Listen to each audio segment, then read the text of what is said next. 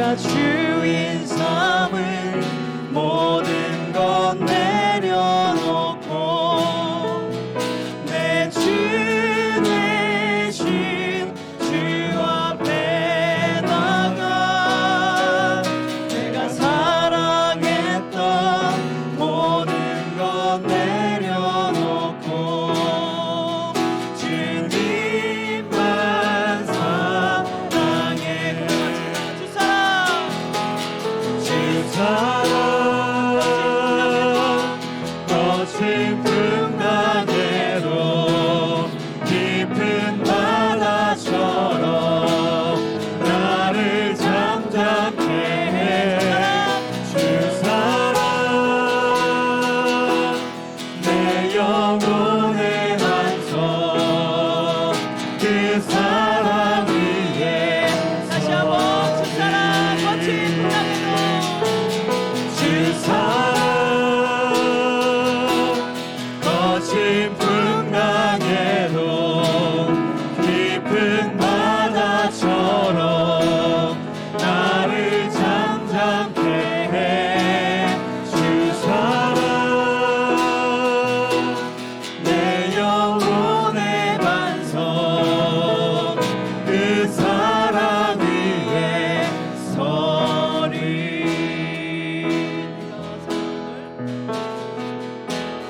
내가 사는 오늘 걸어가는 이 길 당신의 뜻 안에 날 세우셨으니 인생의 바람에 내 삶은 들려도 주님의 손에 모두 다 맡기네. 힘겨운 시간을 견딜 수 있는 건 주의 은혜로만 설명할 수 있네.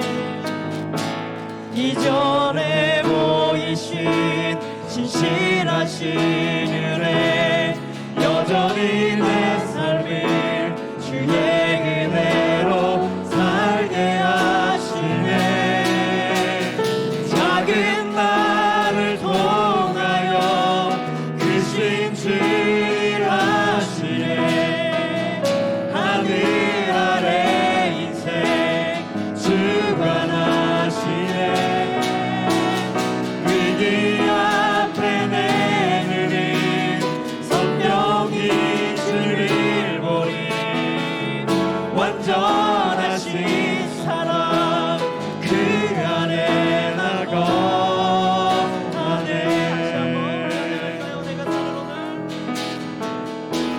내가 사는 오늘 걸어가는 이 길 주님의 뜻 안에 주님의 뜻 안에 날 세우셨으니 인생의 바람에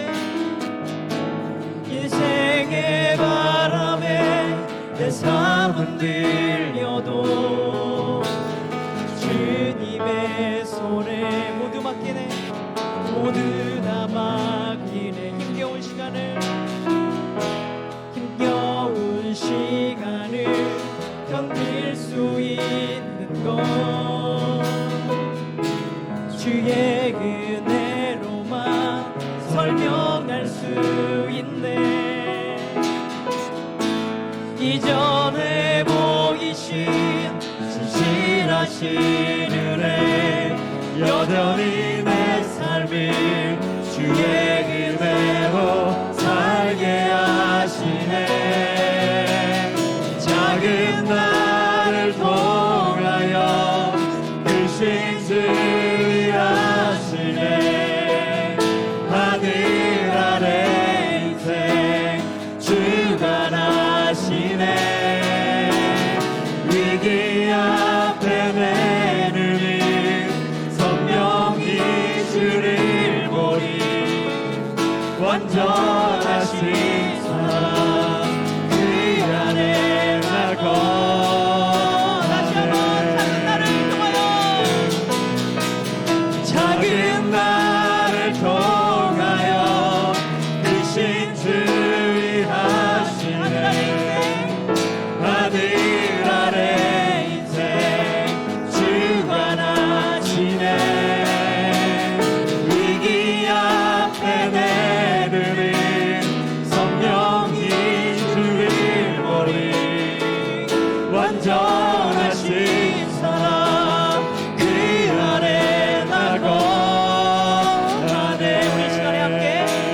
기도하겠습니다. 기도할 때 주님, 우리의 삶이 참으로 보잘것없고 무너지는 것 같이 여겨져도 주님의 손에 붙들려 있으면 우리는 주님의 나라가 되고 아버지 십자가의 복음의 통로가 됨을 믿습니다. 하나님, 우리의 인생을 붙들어 주시옵소서. 우리 안에 담아놓으신 주님의 꿈과 비전을 볼 줄 아는 믿음이 우리 안에 있도록 도와주시옵소서.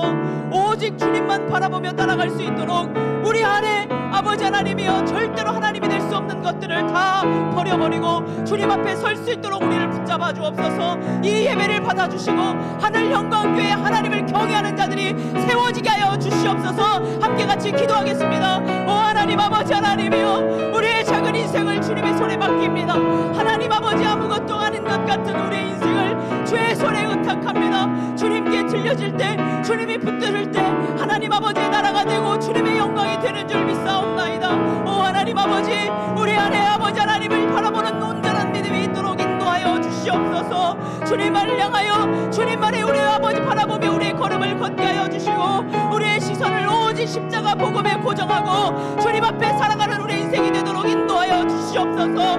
우리 안에 스물스물 들어오는 세상의 모든 것들과 우리 안에 있는 모든 우상들과 하나님 말고 다른 것들을 우선으로 여기며 살아갔던 우리 안에 있는 모든 거짓된 것들을 벗어버리는 은혜가 있도록 도와주옵소서. 하나님 아버지, 우리 안에 오직 하나님 아버지를 사랑한다고 고백했던 그 고백이 회복되게 하여 주시고 그래서 우리 인생을 맡기고 하나님 아버지의 뜻대로 살아가는 삶이 회복되도록 인도하여 주시옵소서. 이 시간 주님 아버지 하나님, 우리에게 은혜를 내려 주시옵소서. 우리에게 필요한 말씀으로 우리에게 허락하여 주시고 아버지 하나님의 뜻을 발견하고 주님의 인도하심을 아버지 하나님이여 붙들며 또다시 우리에게 주신 시간을 살아갈 수 있도록 인도하여 주옵소서. 우리에게 은혜를 베풀어 주옵소서.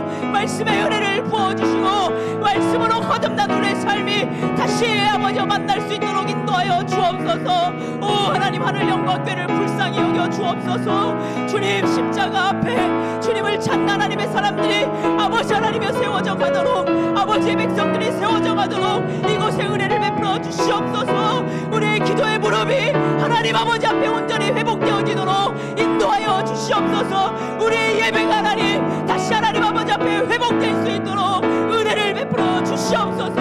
아버지, 이 시간 아버지께 맡깁니다. 우리 목사님 성령으로 충만하게 하여 주시고 하나님께서 붙드셔서 주의 나라와 영광을 위해 십자가 복음의 통로를 아버지 하나님이 사용하여 주옵소서. 그 말씀 앞에 우리들 잠잠하며 아버지 겸손히 설 수 있도록 인도하여 주시옵소서.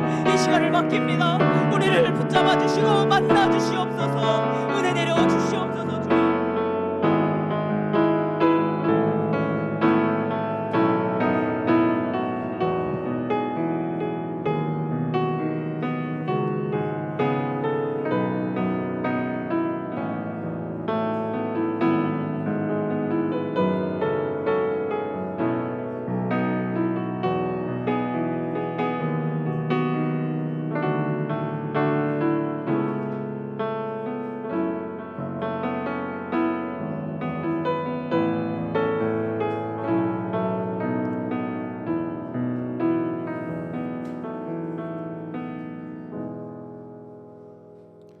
우리를 대표해서 서세관 집사님 기도하겠습니다. 기도하시겠습니다. 은혜와 사랑이 많으신 하나님 아버지, 죄로 인해 죽을 수밖에 없는 우리를 한 사람 한 사람 선택하여 용서해 주시고 하나님의 자녀로 삼아주신 하나님 아버지, 이 귀하고 거룩한 예배의 자리로 인도해 주심을 감사드립니다. 지난 3일 동안도 지켜주시고 보호해 주신 하나님 아버지의 은혜에 감사드립니다. 그러나 삶 속에서 눈앞에 벌어진 현실의 문제 때문에 하나님 아버지를 진실하게 의지하지 못하고 낙담하고 실망했던 연약한 모습을 고백합니다. 또한 이로 인해 온전히 순종의 삶, 믿음의 삶을 살지 못했던 모습들을 고백하오니 이 시간 우리 모두를 그리스도의 흘리신 보혈의 피로 덮어주시고 다시 정결하게 하여 주시옵소서. 하나님 아버지, 우리에게 삶에서 온전히 주님을 의지하는 믿음과 평안을 허락하여 주시고 삶에서 일어나는 문제의 본질을 하나님의 시선으로 바라보고 주님의 뜻에 따라 순종하는 삶을 살게 하여 주시옵소서. 또한 말씀의 은혜를 놓치지 않고 삶 속에서 살아계신 하나님의 말씀의 능력을 경험케 하여 주셨고 주신 말씀을 이루어 나가시는 신실하신 하나님을 의지하며 하나님이 기뻐하시는 방법을 따라 삶을 살아가게 하시옵소서. 또한 항상 주님 말씀 안에 거하여 신앙과 인격이 변화하여 풍성한 열매를 맺게 하여 주셨고 가정과 직장과 배움의 터에 풍성한 하나님의 은혜를 허락하여 주시옵소서. 하나님 아버지, 우리 하늘영광교회가 사랑이 충만하고 섬김과 봉사를 통해 서로 세워주는 성전이 되도록 인도하여 주시옵소서. 하나님 아버지, 우리 하늘영광교회가 국내 선교를 준비하고 있습니다. 저희가 섬길 교회를 지정하여 주시고 믿음과 순종으로 준비하게 하여 주시옵소서. 또한 주일학교에서 십자가 캠프를 준비하고 있습니다. 아이들이 하나님과 깊은 교제를 나눌 수 있는 시간이 되게 인도하여 주시옵소서. 하나님 아버지, 우리들을 이끄시는 고창건 목사님을 기억하여 주셨고 항상 성령님의 인도하심으로 저희들을 이끌게 하여 주시옵소서. 또한 목사님의 가정에 하나님의 은혜와 평안을 풍성히 허락하여 주시옵소서. 그리고 홍영식 사모님 가정을 기억하시고 하나님의 위로와 평안을 채워 주시옵소서. 그리고 네 분의 전도사님과 장로님, 안수집사님을 기억하여 주시고 찬양과 주일학교 등의 봉사로 우리 하늘영광교회를 섬기는 성도를 기억하시고 그들에게 은혜를 부어 주시옵소서. 또한 이 자리에 참석하지 못하고 타지 해외 및 군대에 있는 지체들을 기억하시고 보호하여 주시옵소서. 그들이 처해 있는 상황 가운데 하나님을 진실로 의지하게 하시고 담대한 마음을 허락하여 주시옵소서. 그들에게 주어진 일과 학업을 통해 하나님의 은혜를 경험하여 더욱더 믿음이 굳건해지게 하여 주시옵소서.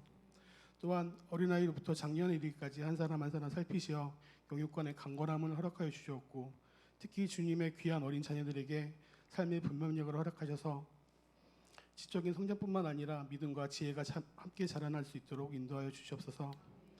하나님 아버지, 우리가 드리는 모든 예배 시간마다 은혜와 진리의 말씀을 허락하여 주시고 이 시간 드리는 이 예배 가운데서도 성령 하나님의 기름을 부어주시고 하나님과 주님의 깊이 만나는 시간이 되게 하여 주시옵소서. 이 모든 말씀 거룩하신 예수님의 이름으로 기도드렸습니다. 아멘.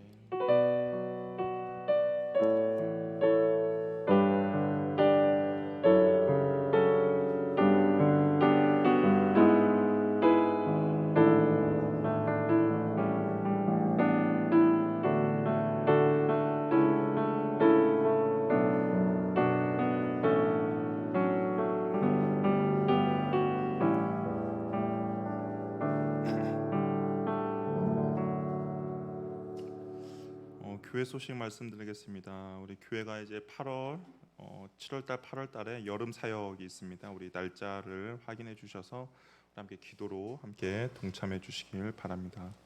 오늘 하나님께 우리에게 주시는 말씀은 느헤미야 1장 1절에서 11절 말씀인데요. 구약성경 727쪽입니다. 느헤미야 1장 1절에서 11절 말씀. 우리 한 절씩 서로 교독하도록 하겠습니다. 1절 말씀 제가 먼저 읽겠습니다. 하가라의 아들 느헤미야의 말이라. 아닥사스다 왕 제 20년 기스르월에 내가 수상궁에 있는데 내 형제들 가운데 하나인 하나니가 두어 사람과 함께 유다에서 내게 이르렀기로 내가 그 사로잡힘을 면하고 남아있는 유다와 예루살렘 사람들의 형편을 물은즉 그들이 내게 이르되 사로잡힘을 면하고 남아있는 자들이 그 지방 거기에서 큰 환난을 당하고 능욕을 받으며 예루살렘 성은 허물어지고 성문들은 불탔다 하는지라.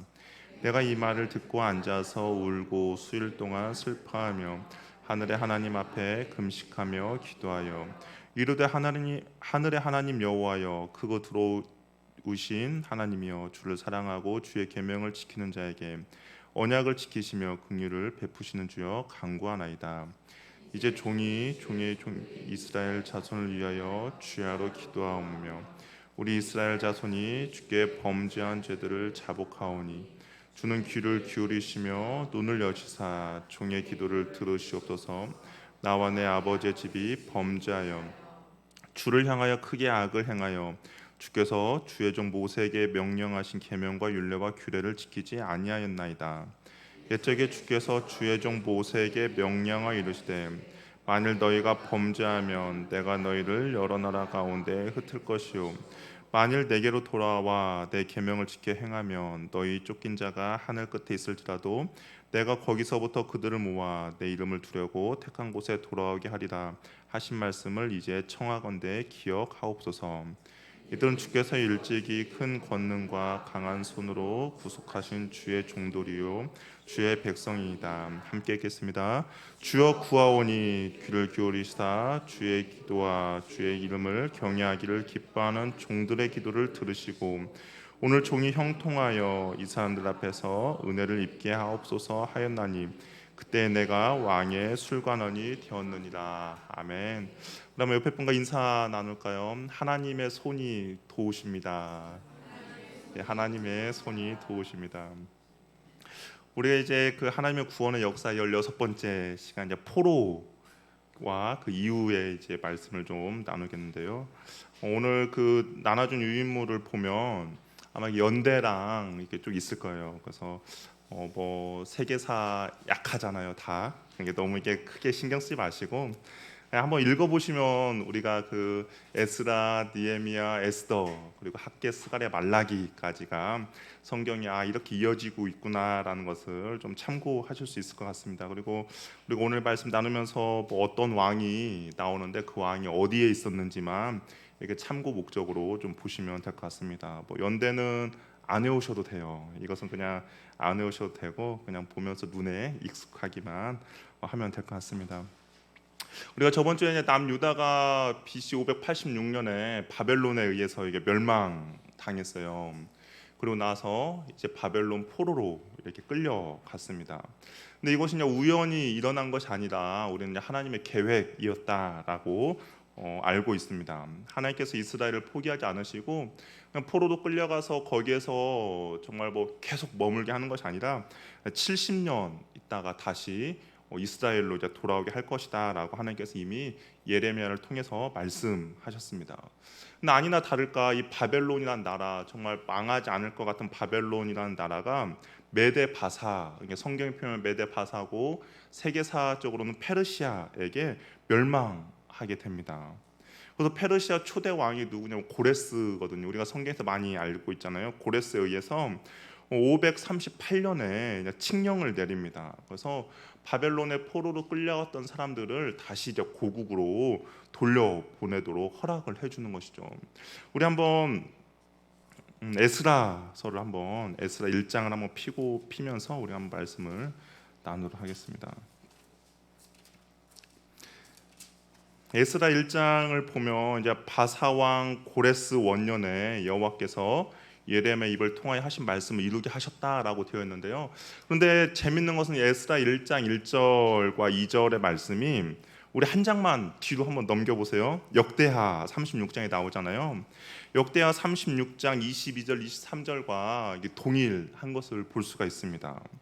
그래서 역대하 36장 22절 보면 바사의 고레스 왕 원년에 여호와께서 예레미야 입을 하신 말씀을 이루시려고 라고 하면서 이제 이것이 반복되는 것을 볼 수가 있어요. 그러니까 이스라엘 백성들이 포로로 끌려간 것은 그냥 우연이 아니라 하나님께서 이미 계획하시고 예비해 놓으신 일이다라는 것을 우리가 알 수가 있는 것이죠. 그래서 이제 고레스가 칙령을 내려요. 그래서 고국으로 돌아갈 사람들을 고국으로 돌아가라고 허락을 합니다. 한번 생각해 봅시다. 우리 70년을 어디 타 지역에 있었다라고 한번 생각해 보세요. 아마 포로로 끌려갔을 때 70년 있다고 하면 아마 지금은 이때 또 수명이 그렇게 길지 않았으니까 뭐 살아 있다고 하면 뭐 10살 미만 때 아마 끌려갔을 거예요. 뭐 5살이나 10살 정도 끌려갔을 것이고 그럼 거기서 70년 있으면 지금 현재 내가 한 80 정도 됐을 겁니다. 어떠세요? 내가 다른 곳에서 이미 정착을 했습니다. 네, 70년 동안 바벨론이라는 나라에서 정착을 했어요. 그리고 바벨론이라는 그 나라가 당시에 그 세계적인 강국이었어요. 문화와 사회와 경제적으로 되게 좋은 곳이었습니다. 거기서 이미 나는 모든 기반을 다 갖추고 있었던 상태에서 갑자기 고레스가 고국으로 돌아갔으면 돌아가라라고 하면 여러분 어떻게 하겠습니까? 돌아가시겠습니까? 이 예루살렘을 한번 생각해. 예루살렘은 아무것도 없어요. 정말 가면 맨 땅에 헤딩을 해야 합니다. 가면 살 집도 없습니다. 여러분 고레스가 돌아가야 한다면 어떻게 하시겠어요? 나는 돌아갈 것이야 라고 혹시 그런 분 있습니까?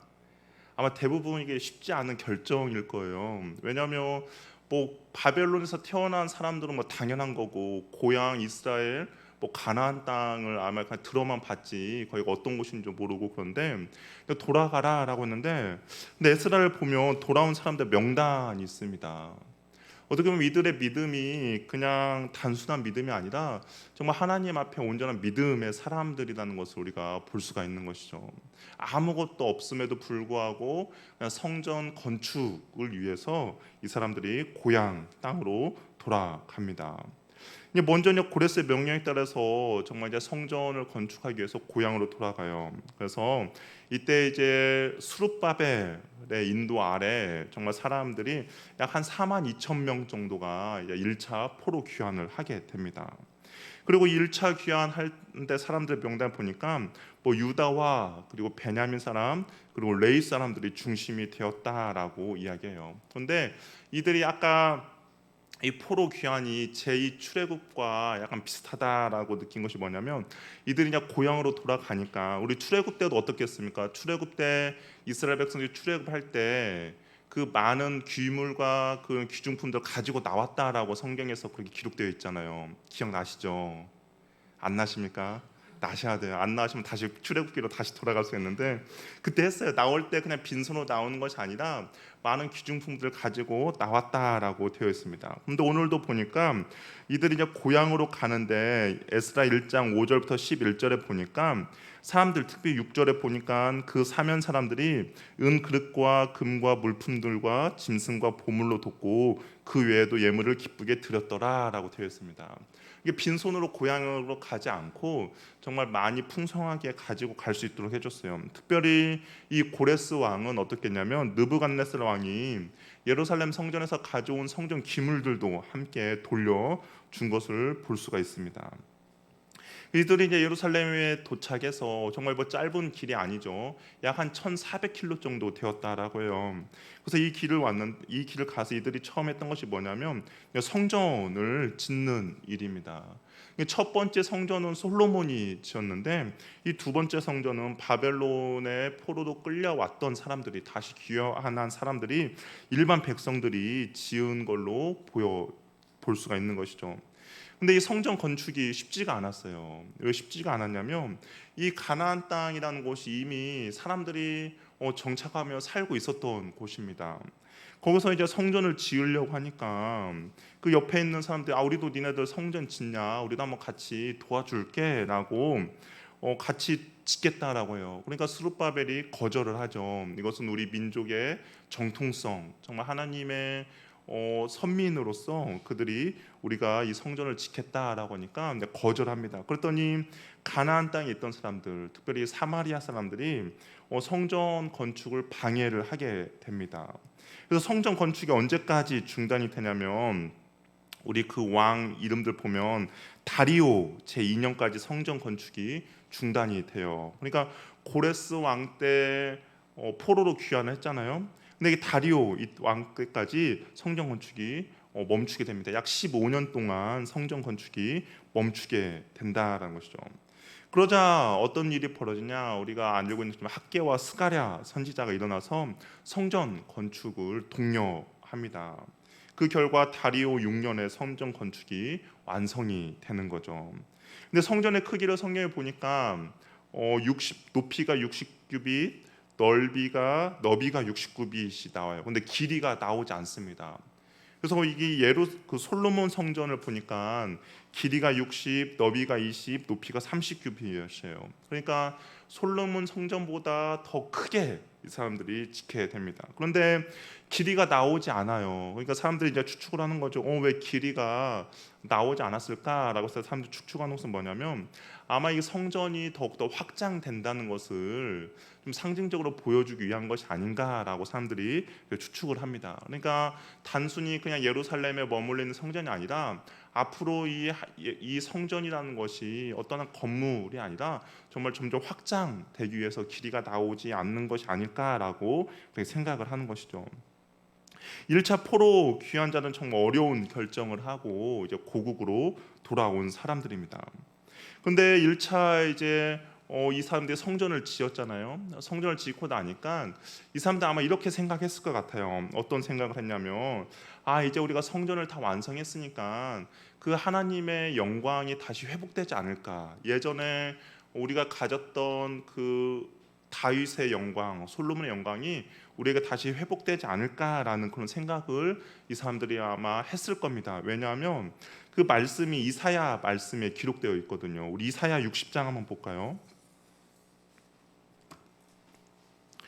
이사야 60장에 보면 이사야가 이런 이야기를 했어요.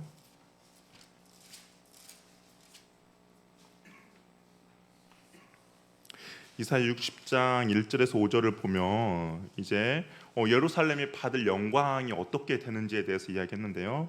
1절에 보니까 일어나라 빛을 발하라 이는 내 빛이 이르렀고 여호와 영광이 내 위에 임하였습니다. 보라 어둠이 땅을 덮을 것이며 캄캄함이 만민을 가려니와 오직 여호와께서 내 위에 임할 것이며 그의 영광이 내 위에 나타내리니 나라들은 내 빛으로 왕들은 비치는 내 광명으로 나아오라. 네 눈을 들어 사방을 보라.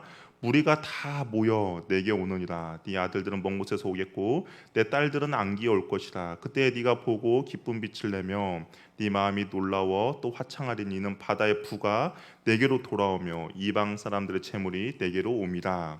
그러니까 아마 이사야가 이런 예언을 했는데 이 사람들이 알았죠. 그래서 성전을 지으면 정말 모든 재물들과 각국의 이방인의 모든 사람들이 이 예루살렘에 모여들지 않을까라는 아마 생각을 했을 겁니다. 그런데 그런 일은 일어나지 않았어요. 그래서 기대가 실망으로 바뀌게 된 것이죠. 그러다 보니까 영적인 침체에 이제 빠지게 된 것이고요. 근데 성경에서는 이런 부분에 대해서 성전 재건이 본질이 아니다라고 이야기를 하는 것 같습니다. 이 포로 귀환한 사람들에게의 본질은 뭐냐면 성전 재건이 아니라 하나님의 말씀의 회복인 것이죠. 이스라엘 백성들 하나님의 말씀이 없이 그냥 성전만 지은다면 다시 또 이들은 어떻게 돼요? 또 포로도 끌려갈 수밖에 없는 상황입니다. 그렇기 때문에 이들에게 있어서 가장 중요한 것은 뭐냐면 하나님의 말씀의 회복인 거예요. 그래서 이 성전에서 성결하고 거룩한 온전한 하나님이 기뻐하는 제사가 드려지는 것이고, 그리고 온전히 하나님의 말씀이 선포되는 것이 중요한 겁니다. 그렇기 때문에 이들의 바람들이 이루어지지 않았어요. 그러면서 하나님께서는 누구를 준비해 주셨냐? 바로 학자 에스라를 준비한 겁니다.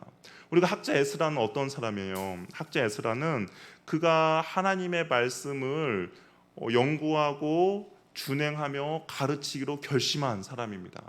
그러니까 자신이 내가 하나님의 말씀을 온전히 가르쳐야겠구나, 연구해서 이 연구한 것을 내가 이스라엘 백성들에게 준행하며 가르치도록 해야겠구나라고 결심한 사람입니다. 그래서 하나님께서는 이 2차 포로 귀환 때 누구를 보내시냐면 바로 에스라를 보내고 그 에스라를 준비한 겁니다. 그래서 이스라엘 백성들 가운데 성전 건축도 중요하지만 무엇보다 하나님의 말씀이 이스라엘 백성 가운데 온전히 세워질 수 있도록 에스라를 2차 포로 귀환을 보내게 되는 것이죠. 근데 이제 포로 생활을 마치고 들어온 사람들이 정말 이제 2차 포로로 귀환, 또 2차 이제 1차 포로 귀환했고 2차 포로 귀환이 오는데, 근데 이 에스라라는 사람을 보면 어떤 일이 벌어지냐면, 에스라가 이제 우리가 보면 2차 포로 귀환 에스라 인도 아래 이루어지는데 아닥사스다 왕 때 2차 포로 귀환이 이루어집니다. 그러니까 우리가 성경을 보면 아닥사스다 왕은 지금 우리가 아까 본 왕들의 이름을 보면 464년 정도에 이제 있던 사람이에요. 그러니까 우리가 성경을 보면 뭐 별 차이가 없이 이것이 쭉 이어진 것 같은데 실질적으로는 60년 정도의 차이가 있는 것이죠. 우리 7장 1절 한번 볼까요?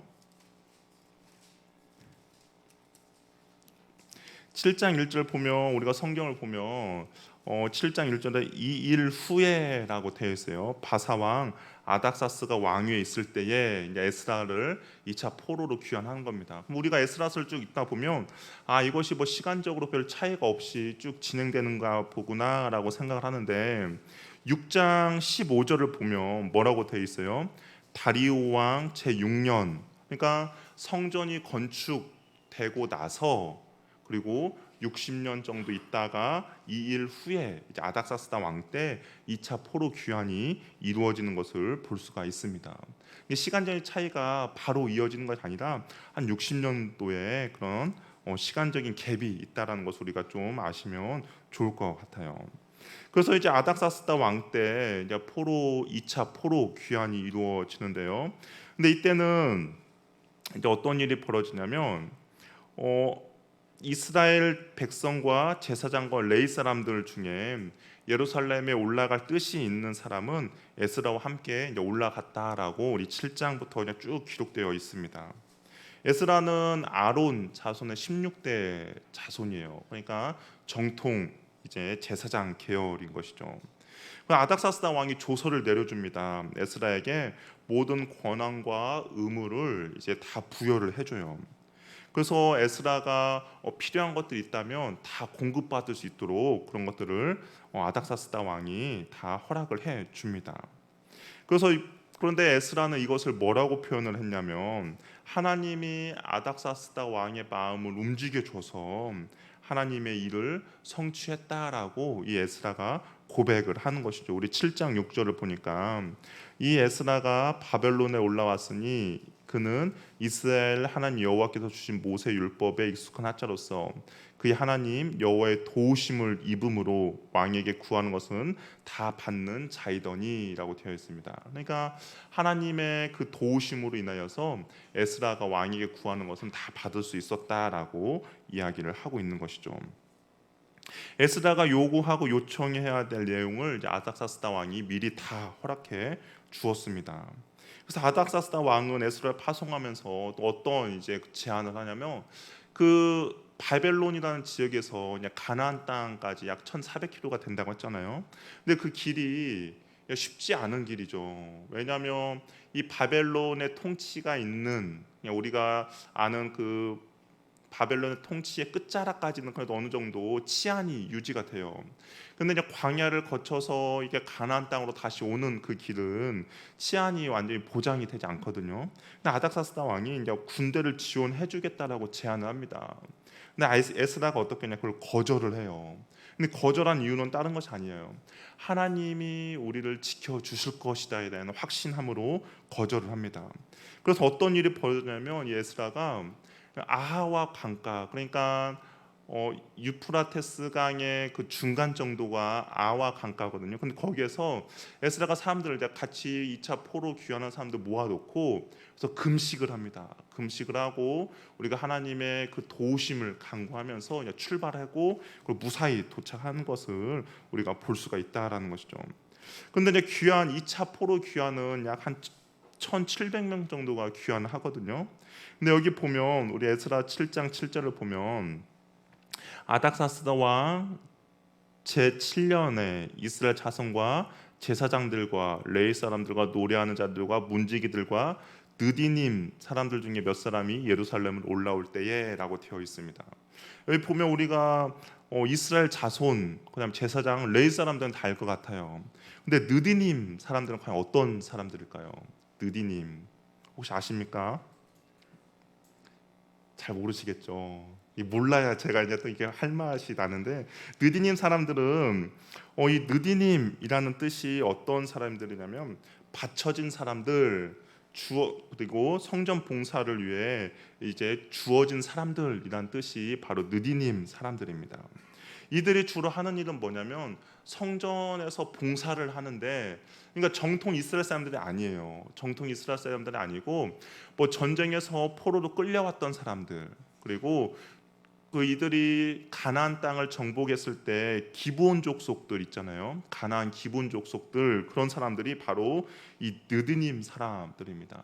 이게 정통적으로 족보가 없는 사람들이에요. 이방 사람들이고 포로로 끌려온 사람들입니다. 근데 이 사람들이 하는 일은 뭐냐면 성전에서 장작 패고 물 깃는 일을 하는 사람들이에요. 그러니까 허다하고 잡다한 일을 하는 사람들이 바로 느디님 사람들이라는 것이죠. 한번 생각해 봅시다. 여러분들이 만약에 느디님 사람들이라고 한번 해보세요. 뭐 이스라엘에 있을 때는 어쩔 수 없이 우리가 포로로 있으니까 어쩔 수 없이 거기서 장작 패고 물 깃는 일을 할 수도 있어요. 왜냐하면 힘이 없으니까. 근데 바벨론으로 끌려갔습니다. 바벨론으로 끌려가면 더 이상 내가 장작을 패거나 물 깃는 일, 포로로 살 이유가 없는 것이죠. 너도 포로고 나도 포로고, 너도 노비고 나도 노비인데 내가 굳이 이 너희들보다 더 하찮은 일을 할 이유가 없는 거잖아. 같이 포로로 끌려왔으면, 그렇죠? 근데 이제 다시 곧 예루살렘으로 돌아갈 사람들 모집을 합니다. 같이 에스라가 나와 같이 예루살렘으로 돌아갈 사람들 하니까 이 느디님 사람들이 내가 가겠다라고 하는 거예요. 여러분 어떻습니까? 만약 그런 일이 벌어지면 가겠습니까? 안 가죠. 솔직한 마음으로. 왜냐하면 내가 가면 또 그들보다 더 하찮은 일을 해야 돼요. 장작 패고 물 깃는 일을 해야 합니다. 그럼에도 불구하고 이 느디님 사람들은 자원해서 다시 예루살렘으로 돌아가겠다라고 헌신한 사람들입니다. 이들도 성전 재건과 제사와 예배의 회복을 위해서 힘쓰게 되었다라는 것이죠. 정통 이스라엘 사람들이 아님에도 불구하고 비록 노예로서 그들의 조상들이 노예로서 성전에서 장작 패고 물 깃는 그런 일을 했음에도 불구하고 이들도 그 제사와 예배의 회복에 일조하며 나아갔던 사람들이라는 것이죠. 이들 더 이상 이방 족속이 아니라 온전한 하나님의 백성이 된 것을 볼 수가 있습니다. 어떻게 보면 가장 천한 신분을 가진 노비들이었거든요. 잡부의 삶이었음에도 불구하고 이들은 한 가지 소원이 있었어요. 어떤 소원이냐면 하나님의 집에서 이 하나님을 섬기는 일에 대한 기쁨과 행복 이들 가운데 있었다라는 겁니다. 우리 시편 84편을 한번 찾아볼게요. 시편 84편을 보면 이런 고백이 있어요. 아마 이 고백이 고라자손의 시인데 아마 느디님 사람들의 고백이지 않을까라는 생각이 듭니다. 시편 84편을 보면 시편 84편에 이렇게 돼 있죠. 1절에 만군의 여호와여 주의 장막이 어찌 그리 사랑스러운지요. 내 영혼이 여호와의 궁전을 사모하여 쇠약함이며 내 마음과 육체가 살아계신 하나님께 부르짖나이다. 어떻게 보면 느비님 사람들은 굳이 예루살렘에 다시 돌아갈 이유가 없음에도 불구하고 내가 정말 여호와의 그 주의 장막을 사모해서 이렇게 나아간다라고 이야기를 하고 있는 것이죠. 어떻게 보면 국가적 혼란의 시기에 노예 생활을 안 해도 되는 그런 상황이었습니다. 그런 환경이었죠. 그럼에도 불구하고 이들이 다시 하나님의 그 성전 안에서 내가 일하기를 바랍니다라고 고백하는 겁니다. 4절에도 보면 이렇게 되어 있어요. 주의 집에 사는 자들은 복이 있나니 그들이 항상 주를 찬송하니이다라고 고백하는 것이죠. 참된 기쁨과 참된 행복이 무엇인지를 이 느디님 사람들은 알았어요. 그러면서 10절에 이렇게 기록합니다. 주의 궁전에서의 한날이 다른 곳에서의 첫날보다 나은즉 악인의 장막에 사는 것보다 내 하나님의 성전 문지기로 있는 것이 좋습니다라고 고백하는 것이죠. 이게 바벨론의 포로 그 악인의 그러니까 이게 경제와 문화와 모든 것들이 잘 발달되어 있는 바벨론이라는 도시에서 사는 것보다 차라리 허름하지만 주의 장막에서 하루 사는 것이 나에게 더 좋다라고 고백한 사람들이 바로 이 느디님 사람들이라는 것이죠. 그래서 이들도 같이 이제 예루살렘으로 돌아가게 됩니다. 그래서 다윗이 시편 27편 4절 이렇게 기록했어요. 내가 여호와께 바라는 한 가지 그 일을 구하리니 곧 내가 내 평생에 여호와의 집에 살면서 여호와의 아름다움을 바라보며 그의 성전에서 사모하는 그것이다라고 고백한 것이죠. 어떻게 보면 느비님 사람들의 그 마음 가운데 정말 이런 고백이 있었던 것 같아요. 내가 정말 바라는 한 가지 여호와의 성전에 머물면서 여호와의 아름다움을 바라보는 것이 내 평생의 한 가지 소원입니다라고 고백한 것과 같다라는 것이죠.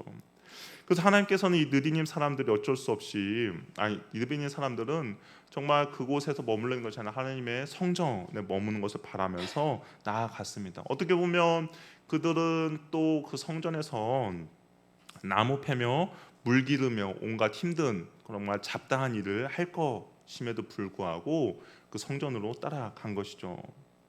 그들의 선조가 정말 노예의 삶을 시작한 지 약 1000년의 시간이 그러니까 여호수아부터 이 포로 후기까지 약 1000년의 시간이 흘렀음에도 불구하고 여전히 자신들에게 주어진 위치에서 충성된 하나님의 백성으로 언약을 지키며 하나님을 사모하며 나아가는 모습을 우리가 볼 수 있다라는 것이죠.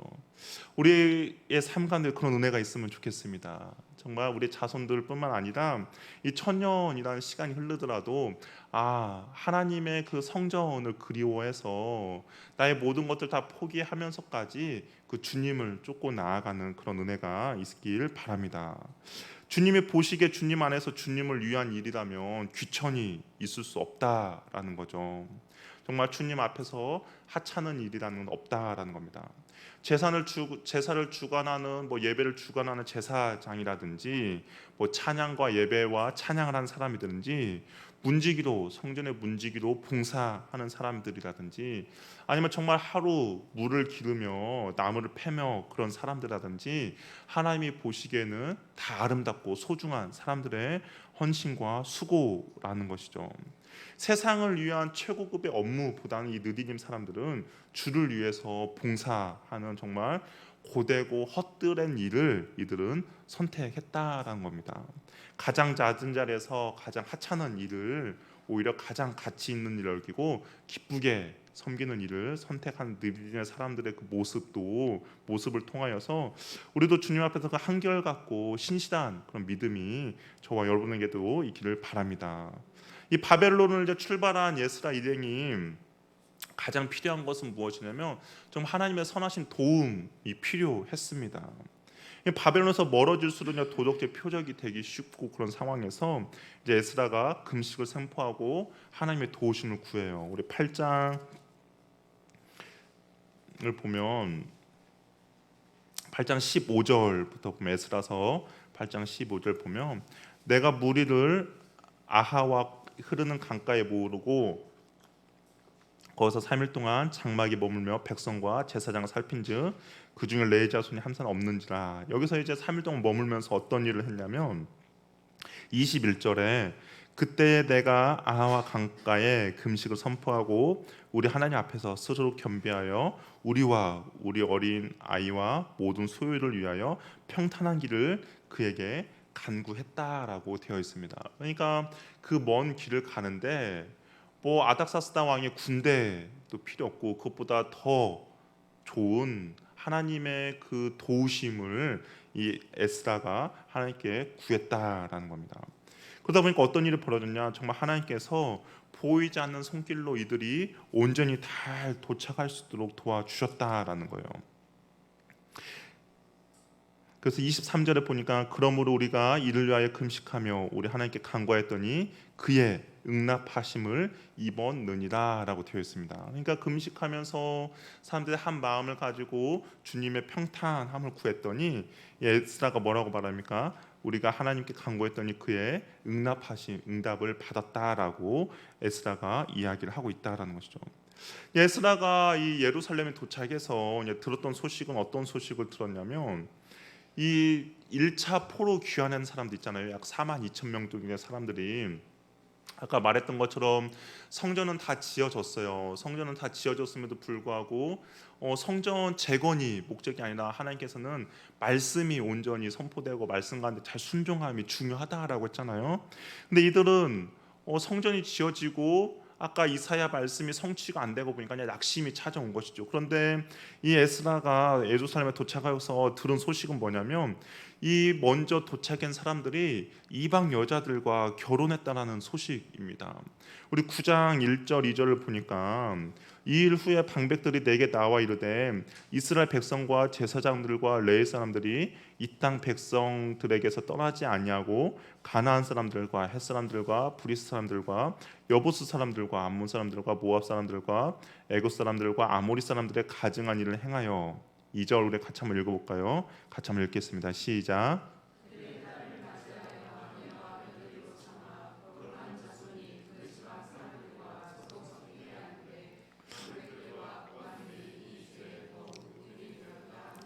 예. 1차 포로 때 보면 제사장들과 레위 사람들 그리고 지도자들도 같이 왔는데, 근데 이 사람들 어떤 일이 벌어졌냐면 이방 여자들과 함께 결혼했다라는, 며느리도 삼고 그들과 결혼했다는 소식입니다. 그러니까 이 소식을 듣고 나서 에스라가 이제 회개하며 기도하는 것이죠. 이스라엘 바벨론으로 끌려간 것의 결정적인 것은 율법의 불순종함이었는데, 이들이 다시 회복하여 돌아왔는데 율법에 불순종하고 있는 그런 모습을 다시 에스라가 보게 되었고, 그래서 에스라가 회개하며 주님 앞에 나갑니다. 그래서 에스라가 유다 공동체 이방 연인과 그 자녀들을 내보내기로 작정하고 실행을 해요. 그래서 에스라 시대에는 유다 공동체 성교, 정말 하나님의 말씀 가운데 순종함이 중요한 주제였던 것이죠. 그래서 에스라가 말하는 것처럼 그 율법을, 하나님의 말씀을 이제 이스라엘 백성들에게 가르치고 이제 그들에게 회개 운동이 일어나게 하는 겁니다. 그래서 에스라 10장을 보면 이제 회개 운동을 일으키는 것이죠. 뭐 당시 사람들 말씀이 없을 때는 이들의 행동이 잘못됐는지, 나의 행동이 잘못인지 옳은지를 구분하지 못했습니다. 그런데 에스라가 하나님의 말씀을 가르치고 율법을 가르치다 보니까 그 말씀에 비추어 보니까 나의 행동과 그런 모습들이 잘못됨을 깨닫게 된 것이죠. 그리고 나서 회개 운동이 일어나게 된 것입니다. 우리의 삶도 마찬가지죠. 우리의 삶도 아무리 옆에 사람들이 너 잘못했어라고 이야기하더라도 우리가 그걸 잘 깨닫지 못해요. 그런데 하나님의 말씀을 통하여서 나의 삶이 얼마나 잘못되어 가고 있는지, 그리고 내가 하나님의 말씀 가운데 얼마나 벗어나 있는지를 우리는 날마다 점검하고 확인해 봐야 한다라는 겁니다. 말씀을 통해서 내 자신을 온전히 볼 수 있어야 된다는 거예요. 그래야 그 말씀이 내가 내 삶이 바른 길로 가도록 만들고, 말씀이 하나님의 뜻 가운데 온전히 거하도록 만드는 것이죠. 그렇기 때문에 우리가 날마다 말씀을 에스라가 했던 것처럼 연구하고 준행하며 실천해야 그 말씀 가운데 온전히 우리가 머물러 있을 수 있게 된다라는 겁니다. 그래서 이제 에스라가 회개 운동을 하고, 그리고 나서 이제 어떤 일이 벌어지냐면 3차 귀환이 벌어져요. 이 3차는 누구로 통해서 오냐? 느헤미야가 인도로 이루어집니다. 예루살렘 성전이 지어졌고, 이제 느헤미야가 와서 한 것은 예루살렘 성이 허물어지고 성벽이 불탔다는 소식을 들어요. 그리고 나서 느헤미야가 아닥사스다 왕의 허락을 받아서 예루살렘으로 가게 됩니다. 그래서 이가 성벽을 재건한 것이죠. 이름으로써 예루살렘이 성전과 그 성벽 모든 회복이 이제 마치게 되는 것을 우리가 보게 됩니다. 에스라, 느헤미야가 약 100년이 넘는, 그러니까 포로 귀환부터 이 3차, 1차 포로 귀환부터 3차 포로 귀환까지 약 100년이 넘는 기간을 우리가 에스라서와 느헤미야서를 보면 몇 년 되지 않는 것처럼 기술을 하는 것을 우리가 보고 있는데, 근데 이 시간이 정말 많은 시간이 흐르고 있다는 것을 볼 수 있는 것이죠. 특별히 이 포로 귀환하고 나서 우리가 보면 하나님의 역사를 주관하신 하나님의 섭리를 우리가 보게 되는데요. 특별히 에스라서와 느헤미야서에 자주 등장하는 단어가 있는데, 그거 무엇이냐면 하나님의 손이라는 단어가 자주 등장합니다. 우리 에스라서 7장 6절 한번 보면 그렇게 기록되어 있어요. 그 유인물에 그 말씀 이렇게 써 있는데, 그 성경 구절이 있는데요. 7장 6절에 보면 그의 하나님 여호와의 도우심을 입음으로 왕의 구하는 것은 내가 다 받았다라고 되어 있고요. 7장 28절에도 보면 모든 방백 앞에서 은혜를 얻게 하셨도다. 내 하나님 여호와의 손이 내 위에 있으므로라고 되어 있고요. 그래서 8장 31절에도 보면 그렇게 되어 있어요. 8장 31절에도 보면 예루살렘으로 갈새 우리 하나님의 손이 이렇게 되어 있습니다. 그러니까 하나님의 보이지 않는 손이 이 에스라와 느헤미야를 하나님께서 도와주셨다는 것을 볼 수가 있다라는 것이죠. 결정적으로 중요한 문제 때, 정말 힘들고 어려운 일이 있을 때 하나님의 손이 나타나게 되었다라고 이야기를 하고 있습니다. 보이는 현상 가운데 보이지 않는 하나님의 손길이 그 에스라와 느헤미야의 앞길 가운데 하나님의 손이 있었다라고 이야기를 하고 있는 것이죠. 하나님의 손이 개입됐을 때 어떤 일이 벌어집니까? 불과 불가능해 보이던 일 가운데 가능하게 되었던 것이고, 좀 막혔던 일이 뚫리게 되는 것을 보게 되는 것이죠. 이 하나님의 손이라는 표현은 우리가 성경에서 보면 인도하심이라는 뜻이 있고요, 그다음에 보호하심, 그다음에 능력, 그리고 위로, 체험이라는 뜻이 있습니다. 이게 성경 전체를 봤을 때 우리 뭐 시편에서도 이게 하나님의 손이라는 것 등장하는데, 인도와 보호와 능력과 위로와 체험의 뜻들이 이 안에 있다라는 거예요. 근데 이 하나님의 손이 에스라와 느헤미야 삶 가운데 나타났다라는 것이죠. 근데 언제 이 에스라와 느헤미야의 삶 가운데 나타났습니까?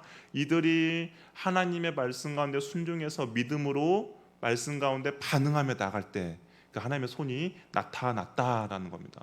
이 하나님의 손이 언제부터 나타나냐면, 이제 포로로 귀환해야겠구나, 이 바벨론이라는 곳에서 내가 머물면서 잘 살아야지, 이곳에서 이제 내가 대대로 내 자손 대대로 잘 살아 먹고 편하게 살아야지라고 했을 때 하나님의 손이 나타나는 것이 아니라, 이 좋은 것을 내가 버리고 하나님의 말씀 가운데 순종해서 내가 그 척박한 예루살렘 땅으로 가고자 결정했을 때, 믿음의 반응을 했을 때 하나님의 손이 나타났다라고 우리가 보게 되는 것입니다.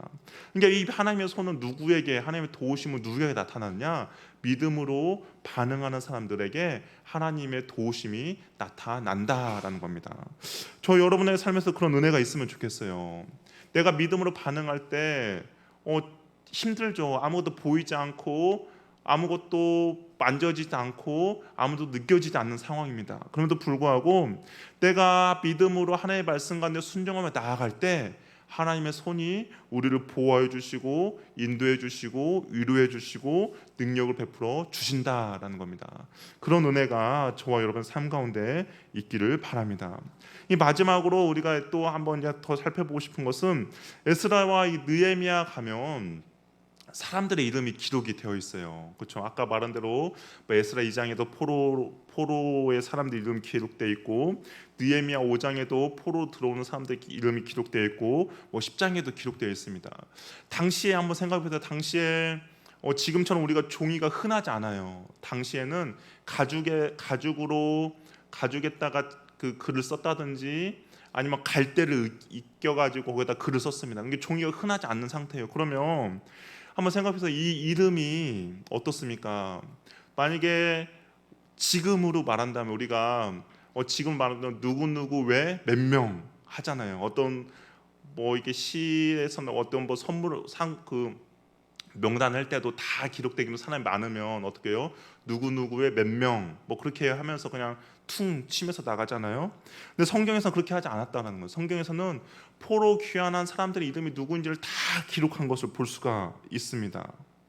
그러니까 하나님께서는 이 믿음으로 반응한 사람들이 누구인지를 기록하고 있다라는 것이죠. 믿음에 반응한 사람들에게, 어떻게 보면 후대에게 너희 조상들, 믿음으로 반응한 사람들 하나님께서는 계속적으로 기록으로 남기고 싶어 했다라는 그런 마음이 느껴집니다. 또한 반대로 어떤 일이 있냐면, 성벽을 재건할 때 이제 구체적으로 헌신한 사람들 이름이 있는 반면에, 또 한편으로는 반대로 누가 그 일들을 반대했는지에 대한 명단도 있다라는 거예요.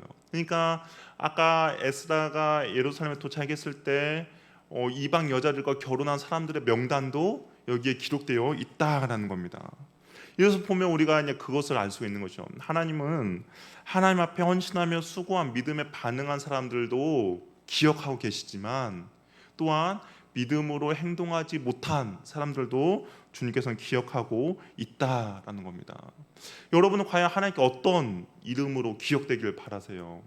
내가 정말 믿음으로 반응해서 믿음으로 헌신한 사람들의 명단에 여러분의 이름이 있기 바랍니까? 아니면 좀 부끄럽게 정말 믿음이 아니라 세상의 가치관을 따랐던 사람들의 명단에 여러분의 이름이 있길 바랍니까?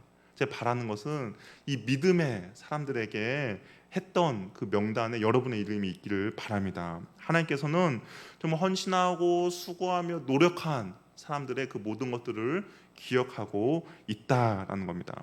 사람들을 나를 기억해 주지 않는다고 해서 좌절하거나 낙심하지 마세요. 왜냐하면 하나님께서 나의 수고와 헌신을 기억하고 있다라는 것이죠. 이 포로로 귀환했던 사람들 누가 알아줬겠어요? 많은 사람들이 왔는데 누가 알아주지 않는 거죠. 당시의 사람들 누가 알아줬겠습니까? 그런데 하나님은 아니다라는 것이죠. 하나님은 그냥 누구누구의 몇 명이 아니라 그 사람들 일일이 다 기록해 놓고 그 하나님의 그 기억 속에 이 사람들을 온전히 남기고 있다는 것을 우리가 기억하면서 내가 사람들의 기억에 나의 이름을 남기는 것이 중요한 것이 아니라 사람들이 나를 인정해 주지 않더라도 하나님께서 나를 보고 기억하고 계신다를 가지고 우리가 위로를 받기를 바랍니다.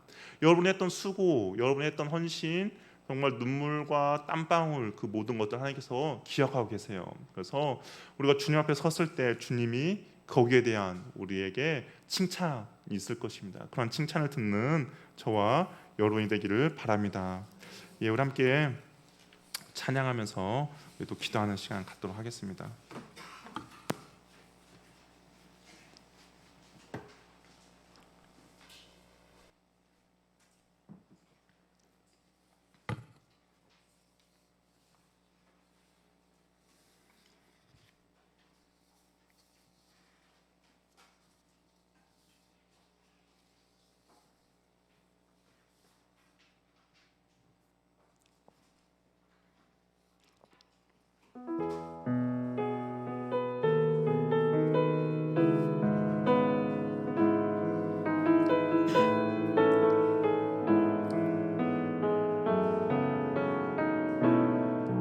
나의 삶, 나의 모든 것,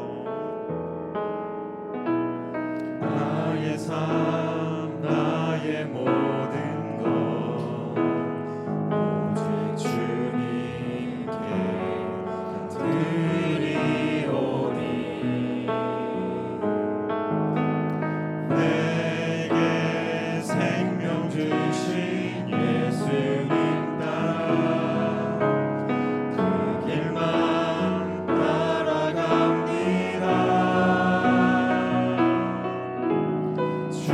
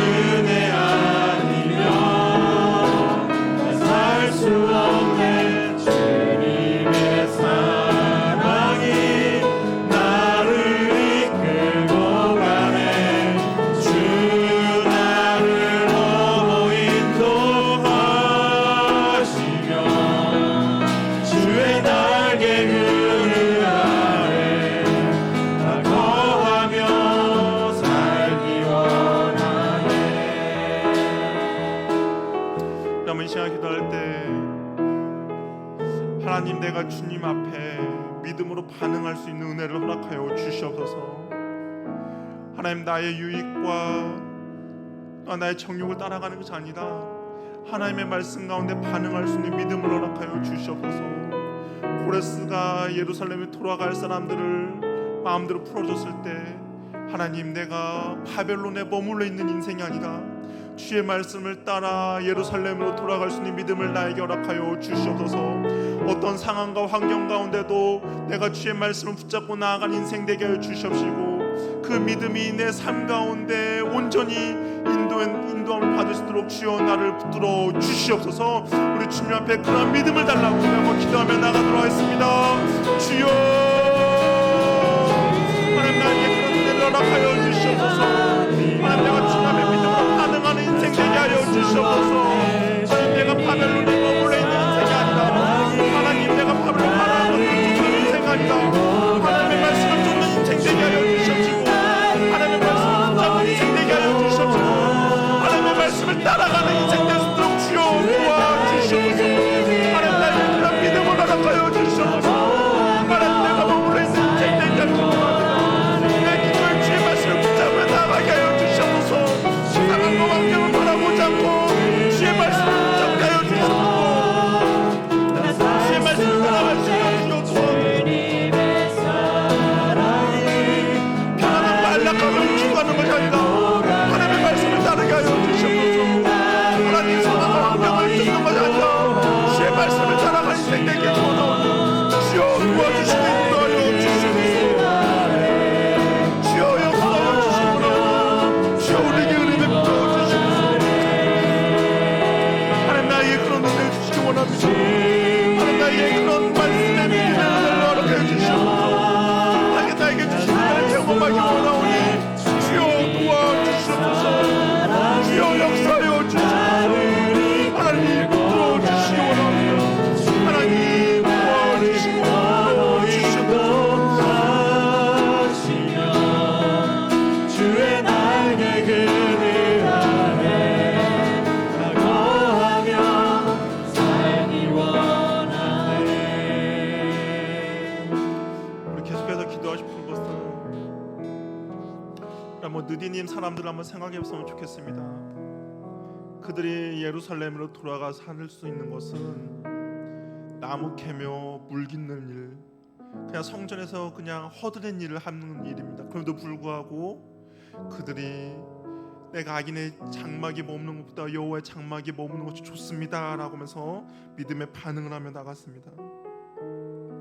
주의 장막이 어찌 그리 사랑스러운지요, 내 영혼이 여호와의 궁전을 사모합니다 라고 고백하면서 예루살렘으로 기꺼이 돌아가고자 결단한 사람들입니다. 우리 시간 기도할 때 하나님, 내가 다른 것을 추구하고 다른 것을 바라보는 것이 아니라 오직 여호와 하나님 한 분만을 바라보며 나아가는 인생 되게 하여 주시옵소서.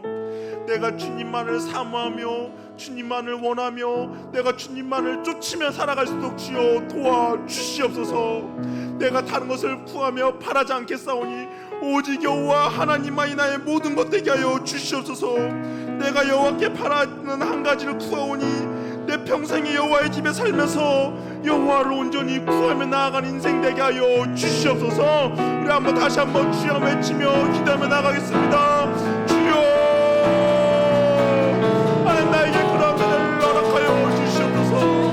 하나님, 내가 무엇을 듣고 무엇을 바라며 나가겠습니까? 하나님, 내가 오직 주님만을 붙들며 주님만을 사모하며 나가기 원하오니 주여 나에게 그런 은혜를 허락하여 주시옵소서.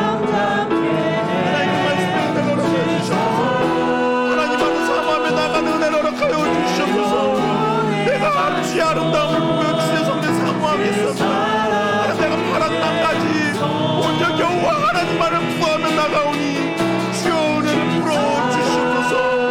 하나님, 내가 세상을 세상 영광보다 주를 위해 언제나 수고하는 은혜를 우리에게 허락하여 주시옵소서. 내가 다른 것을 바라며 너를 쫓지 않도록 도와주시옵시고 하나님께 주신 은혜가 오늘 넘쳐나기를 원하오니 주여 역사하여 주시옵소서. 주여 도와주시옵소서. 하나님의 은혜를 구하며 나가오니 주여 은혜를 풀어주시고 원하오니 주여 함께하여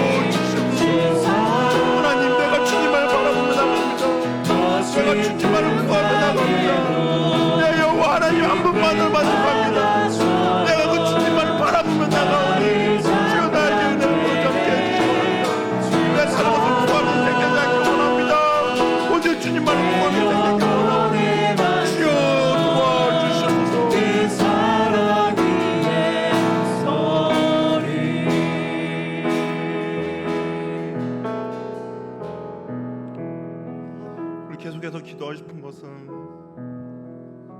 우리가 믿음으로 반응할 때 하나님의 손이 우리를 돕는다라고 합니다. 내가 믿음으로 반응할 때 하나님의 보호하심, 인도함을 받을 수 있다라고 이야기합니다. 우리 시간 기도할 때 하나님, 나에게 그 여호와의 하나님의 손이 내 삶 가운데 역사하여 주시옵소서. 하나님, 내가 믿음으로 반응하며 주의 영광을 위해서 나아갈 때 하나님의 손이 나를 붙들어서 오늘 그 일을 잘 감당할 수 있도록 주여 도와주시옵소서. 하나님의 보호하심과 하나님의 위로하심과 하나님의 인도하심과 주의 능력과 주의 체험을 경험할 수 있는 은혜를 우리에게 허락하여 주시옵소서. 하나님, 날 도와주시고 날 붙들어 주시고 나에게 은혜 베풀어 주시옵소서. 다시 한번 주여 한번 외치며 기도하겠습니다. 주여, 하나님, 나에게 은혜 베풀어 주시옵소서. 하나님의 도우심을 나에게 허락하여 주시옵소서. 하나님의 위로를 나에게 베풀어 주시옵소서. 하나님, 나를 붙들어 주시기 원합니다. 하나님, 나를 보호하여 주시기 원하오니 주여 자녀들에게 역사하여 주시옵소서. 믿음으로 반응하는 주의 자녀들에게 주여 도와주시고 하나님의 손으로 주님의 선하신 은혜로 붙들어 주시기 원하오니 주여 역사하여 도와주시옵소서. 하나님, 우리를 인도하여 주시고 하나님, 우리를 보호하여 주시고 하나님, 우리에게 능력과 위로를 허락하여 주시옵소서. 주님의 선하신 손으로 붙들어 주시기 원합니다. 주님의 은혜를 주시기 원하오니 주여 함께하여 주시고 도와주시옵소서. 하나님, 우리에게 도와주시기 원합니다. 하나님의 손으로 우리를 붙잡아 주시기 원합니다. 우리 모두 앞장서 주시옵시고 우리를 보호하여 주시고 우리를 인도하여 주시기 원하오니 하나님, 믿음으로 반응할 주의 자녀들 한 사람 한 사람 붙들어 주시옵소서. 하나님, 은혜 베풀어 주시기 원하오니 하나님 도와주시옵소서. 하나님, 은혜로 붙들어 주시옵소서. 깊은 바다처럼 나를 잠잠케 해 주 사랑 내 영혼의 반성 그 사랑 위에 서리. 내가 주인 삼은 모든 것 내가 주인 삼은 모든 것 내려놓고 내 주 대신 주 앞에 나가 내가 사랑했던 모든 것 내려놓고 주님만 사랑해. 내가 주인 삼은 내가 주인 삼은 모든 것 내려놓고 내 주 대신 주 앞에 나가 내가 사랑했던 모든 것 내려놓고 주님만 사랑해. 주 사랑 거친 풍랑에도 깊은 바다처럼 나를 잠잠케 해 주 사랑 내 영혼의 반성 그 사랑 위에서 사랑 거친 풍랑에도 주 사랑 거친 풍랑에도 깊은 바다처럼 나를 잠잠케 해 주 사랑 내 영혼의 반성 그 사랑 위에 서리. 우리 마지막으로 하나님께서 우리의 모든 헌신과 내가 주님의 나라를 위해서 흘린 땀방울과 눈물을 다 기억하신다라고 말합니다. 그냥 누구누구 일동 이하 동문이 아니라 너의 그 모든 것들을 주님께서 기뻐하신다라고 하는 것이죠. 우리 시간 기도할 때 하나님, 나의 그 헌신과 수고를 주여 기억하여 주셔서 나의 눈물을 주의 유리병에 담아주시고 나의 땀방울을 주께서 닦아주시고 내가 주님 앞에 흘렸던 모든 것들을 주께서 아시오니 하나님 나에게 은혜 베풀어 주시옵소서. 사람들이 나를 기억해 주지 않았다라고 해서 내가 서운함을 갖는 것이 아니라 하나님이 알고 계시면 그걸로 충분하오니 하나님 나에게 은혜 베풀어 주시고 나의 눈물과 땀방울과 헌신 가운데 주께서 주신 위로와 주께서 주신 힘과 기쁨을 누릴 수 있도록 도와주시옵소서. 내 계속적으로 주님의 그 헌신과 수고와 하나님의 노력과 모든 것들 가운데 주께서 함께 해주시기 원하오니 주여 인도하여 주시옵소서. 또한 우리 옆에 있는 지체들 위하여서 하나님 힘들고 어려운 가운데 주께서 주신 은혜가 넘치도록 도와주시고 하나님께서 함께하여 주시옵소서. 또한 우리 교회를 위해서 하나님의 은혜 베풀어 주시옵소서. 우리 마지막으로 주님께서 모든 것을 아시오니 하나님 내가 다시 한번 일어설 수 있는 힘과 능력을 허락하여 주시옵소서. 우리 마지막으로 주여 기도하고 주여 한번 외치며 기도하며 나가겠습니다. 주여 하나님 우리에게 주의 은혜를 허락하여 주시옵소서. 하나님께서 우리의 모든 것을 아신다고 합니다. 하나님 내가 주의 나라를 위해서 흘린 눈물과 땀방울과 헌신과 수고를 아시오니 주여 주의 자녀들 위로하여 주시고 어루만져 주시옵소서. 하나님 그 마음을 주께서 붙잡아 주시옵소서. 하나님께서 내 은혜를 풀어주시고 주께서 위로하여 주시고 주께서 함께하여 주시옵소서. 하나님 그 헌신을 주께서 기억하여 주셔서 우리 삶가서 주께서 주신 은혜를 경험하기 원합니다. 주님의 도우심을 경험할 수 있도록 도와주시옵소서. 하나님 은혜를 풀어주시고 함께 해주시기 원합니다. 하나님 풀어주시기 원하오니 주여 역사여 주시옵소서. 하나님 우리의 눈물을 주의 명에 담아주시옵소서. 하나님 우리의 땀방울을 주께서 기억하여 주시옵소서. 하나님 우리의 헌신과 수고를 주께서 아시오니 하나님 은혜 베풀어 주시고 역사여 주시옵소서. 내가 사람들에게 칭찬받는 것이 아니라 주님께서 아시오면 그걸로 가되오니 하나님 나에게 찾아와 주시고 역사해 주시고 나오니 주여 도와주시옵소서. 주여 함께하여 주시옵소서. 하나님 그 사랑으로 붙들어 주시옵소서. 하나님 주의 자녀들을 어루만져 주시옵소서. 주여 그 눈물을 주께서 기억하여 주시옵소서. 하나님 앞에 우리가 얹혀 수고한 것들을 기억해 주시고 나오니